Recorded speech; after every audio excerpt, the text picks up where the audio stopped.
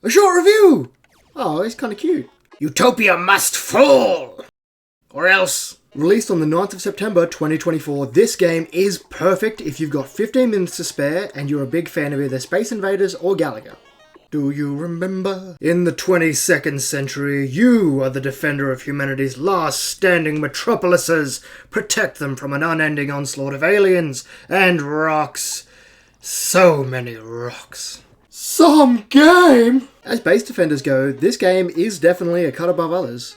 Game starts very quickly. You click start, it tells you which metropolis you're defending, and off you go, champ. Having only two weapons, your central turret, which shoots wherever your mouse is pointed, and the nukes that detonate when you click on the screen, but you only have so many, so make sure you're decisive. The gameplay is simple and really fun. Waves of aliens and space rocks will swarm down on your Utopia, and you just have to destroy them before they wipe out humanity. After each wave, you get to choose an upgrade to improve your defenses, or two if you're a real sharpshooter.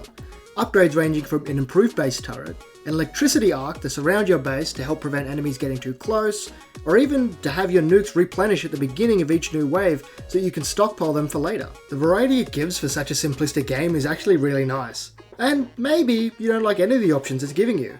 Let your citizens decide!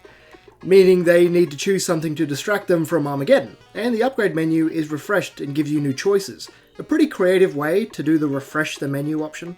After many days of fighting, constant tougher aliens, boss aliens, and never-ending rocks, so many rocks! Your Utopia shield breaks, regeneration isn't fast enough, and your Utopia finally falls. So you retry and run it again! The replayability in this game is high, forcing you to test different upgrade combos and nuke conservation to see what works best.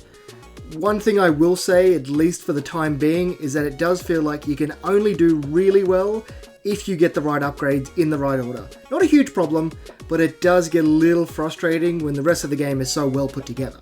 Pass me the orcs. Whatever you think a game that looks and plays like this might sound, was most likely going to be accurate. The amazingly simple sound effects of the turret's little pitter-patter patterns, and the nuke detonation that sounds like crashing pixel waves, and this guy at the start of every run!